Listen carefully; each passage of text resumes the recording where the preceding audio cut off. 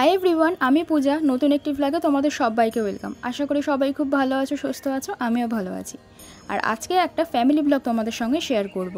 তাই জন্য ভোরবেলা একদম প্রায় 4:30-5টা নাগাদ উঠে রেডি হয়ে গেছি। অনেক দিন পর এরকম ভোরে উঠলাম। আর উঠেই রেডি হয়ে আমি আর বাবা চলে এসেছি প্ল্যাটফর্মে। আমাদের আজকের গন্তব্য হচ্ছে কৃষ্ণনগর। কেন যাচ্ছি সেটা তোমাদের পরে বলছি। আমাদের ট্রেন ছিল সকাল 6:30 কৃষ্ণনগর লোকাল। তো সকালবেলা প্ল্যাটফর্মে পৌঁছে হাতে 1 কাপ গরম গরম চা নিয়ে নিয়েছি। আমি বেসিক্যালি চা তেমন একটা পছন্দ করি না, তবে ঘুম কাটানোর জন্য আমার এই চাটা নেওয়া।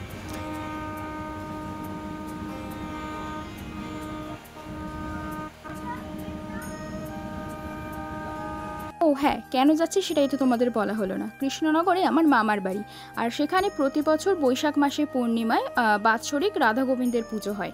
প্রায় 150 বছরের পুরনো এই পুজো। তো সেই পুজোতেই আমরা সকলে গিয়েছিলাম। আমি, বাবা, মা আগের দিন চলে গিয়েছিল। আমি, বাবা, বাবার ফ্রেন্ড মানে কাকু কাকিমা, তারাও আমাদের সঙ্গে গিয়েছিল। আমরা প্রায় 9টা নাগাদ ওখানে পৌঁছেছিলাম। পৌঁছে দেখি ততক্ষণে আমার দিদুন আর দিদি দুজনে মিলে এখানে ঠাকুরের অভিষেক করানোর যে কাজটা হয়, মানে ওই স্নান করানো, নতুন পোশাক পরানো, সমস্তটা তারা করছিলেন। আর আমি চারিদিকে ঘুরে ঘুরে সমস্ত ভিডিওগুলো করছিলাম। যদিও এই ভিডিওটা আমি করিনি, আমার দিদির মেয়ে ও ভিডিওটা করে রেখেছিল। ওরা আমার একটু আগে পৌঁছেছিল, তো ওরা গিয়ে ভিডিওটা করেছে। বাকি ভিডিওগুলো আমি করেছিলাম।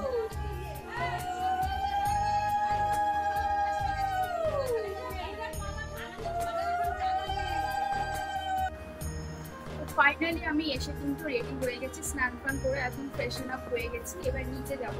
আর তার আগে তোমাদের আজকে আমার আউটফিটটা দেখিয়েছি। এই হচ্ছে আমার আজকের আউটফিট। এই কুর্তিটা কিনেছিলাম পয়লা বৈশাখ উপলক্ষে, বাট সেদিনকে পরা হয়নি, তাই আজকেই পরলাম।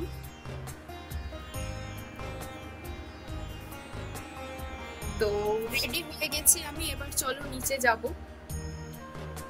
অলরেডি পুজো শুরু হয়ে গেছে বা হবে। ঠাকুরের স্নান ফান করানো সব ডান। ঠাকুর মশাই এখনই চলে আসবে, রান্না বান্নাও হচ্ছে, সমস্তটা তোমাদের সঙ্গে শেয়ার করবো। আশা করি তোমাদের ব্লগটা ভালো লাগবে। তো চলো, পুরো ভিডিওটা কিন্তু অবশ্যই দেখতে হবে। এবার চলো নিচে যাওয়া। এদিকে আমার সেজো মাসি আর কাকি, মানে আমার যে বললাম না বাবার ফ্রেন্ড, তার ওয়াইফ এসেছিল, তো সেই কাকি আর সেজো মাসি দুজনে মিলে এখানে ফল বানাচ্ছিল। আর আমাদের এই পুজো কিন্তু প্রায় 150 বছরের পুরনো, মানে দাদু, তার বাবা, কাকা, মানে বংশ পরম্পরা এই পুজোটা চলে আসছে। বর্তমানে দাদু আর আমাদের মাঝে নেই, তবে আমার মামারা, মামার ছেলে মানে দাদা, ভাই, এরা সবাই মিলে এই পুজোটা করছে। আর এদিকে আমার 2 মামি, মাসি, মা, এরা সকলে মিলে পুজোর কুলো সাজাচ্ছিল।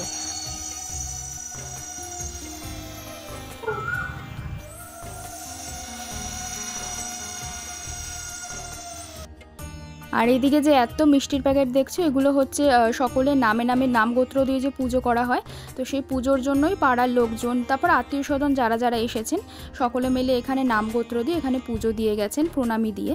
আর এদিকে বাবা ঢাকির অবর্তমানে নিজেই ঢাকির পোস্ট নিয়ে নিয়েছে, আর বেশ ভালোই কিন্তু ঢাকটাও বাজাচ্ছে।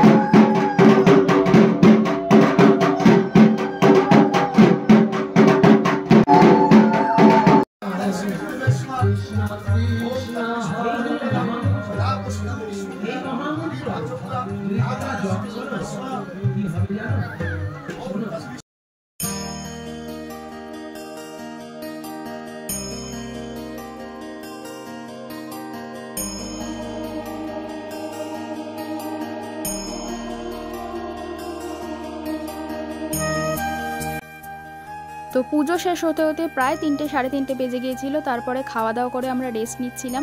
আর দুপুরের খাওয়া দাওয়ার ক্লিপগুলো নিতে একদমই ভুলে গেছি, ওটা আমার খেয়ালই ছিল না। তারপর খাওয়া দাওয়া করে রেস্ট নিয়ে আর বিকেলের দিকে সন্ধ্যারতি, তারপর কীর্তনের আয়োজন করা হয়েছিল। আর রাতের দিকে প্রচুর মানুষ ইনভাইটেড ছিল, প্রায় 200 লোক ইনভাইটেড ছিল। তো তাদের জন্য একদিকে রান্নাবান্না হচ্ছিল আর অপরদিকে এখানে ঠাকুর সাজানো গোছানো, সন্ধেবেলার যে পুজো তার আয়োজন করা হচ্ছিল।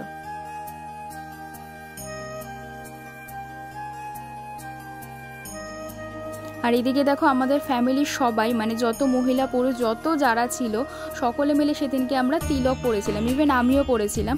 আর বেশ ভালো লাগছিল এই লুকটাই, সেই দিনকে সবাইকে কিন্তু বেশ ভালো লাগছিল।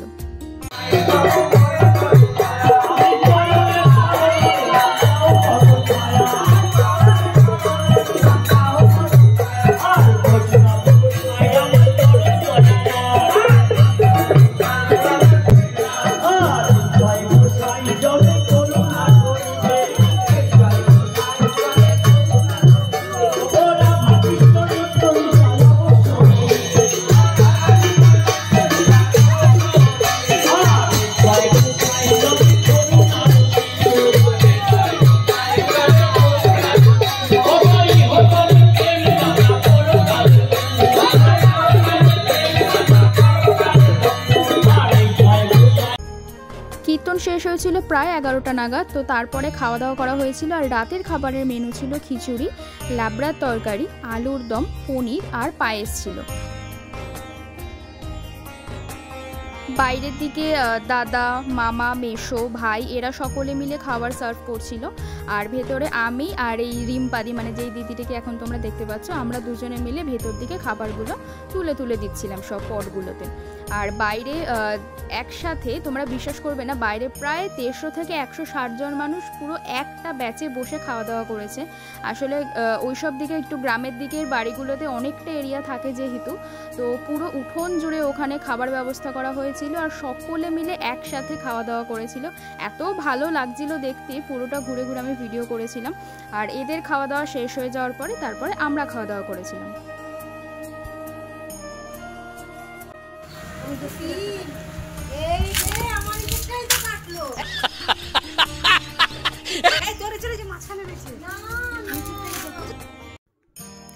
এটা হচ্ছে পুজোর পরের দিনে সকালবেলা। এখানে সকাল সকাল এঁচোড় চুরি নিয়ে এখানে ডিসকাশন চলছে যে কে কত ভালো এঁচোড় নিতে পারে। বাবা গাছ থেকে এঁচোড় পাড়ছিল আর মাসি বলছিল যে আমার এঁচোড়টাই নিয়ে নিয়েছে। তো যাই হোক, আসলে এগুলো সবাই মার্কেট থেকে কিনেই খায়, তবুও বাড়ির গাছের জিনিসের প্রতি একটা আলাদাই ভালোবাসা। আর এখানে দেখো গাছে কত আম রয়েছে, আমগুলো যদিও খুব ছোট্ট ছোট্ট। আর পাশেই রয়েছে বেল গাছ।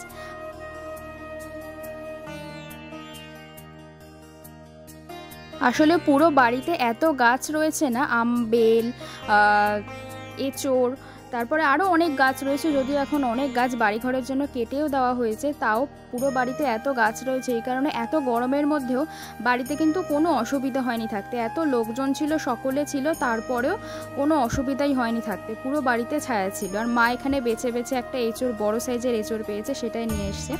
আর দুপুরে খাওয়া দাওয়ার পরে তারপর আমাদের বাড়ি ফেরার পাল। আমাদের ট্রেন ছিল সন্ধ্যে 6:30টায়। তো আমরা প্রায় 5:30 নাগাদ বাড়ি থেকে বেরিয়ে এসেছিলাম, কারণ টোটোতে যেতে স্টেশনে অনেকটাই সময় লাগে, অনেকটাই ডিস্টেন্স। তো সবাই মিলে হই হুল্লো করে 2 দিন মজায় কাটিয়ে আবার একটা বছরের অপেক্ষা। আমরা সকলেই ট্রাই করি যে পুজোর দিনগুলো সবাই যেন একসঙ্গে হতে পারি, পুজোটা এনজয় করতে পারি। তো আজকের এই ব্লগটা তোমাদের কেমন লাগলো অবশ্যই জানিও। যদি ভালো লাগে লাইক করো, চ্যানেল নতুন হলে সাবস্ক্রাইব করে দিও। দেখা হচ্ছে নেক্সট ভিডিওতে। Till then tata.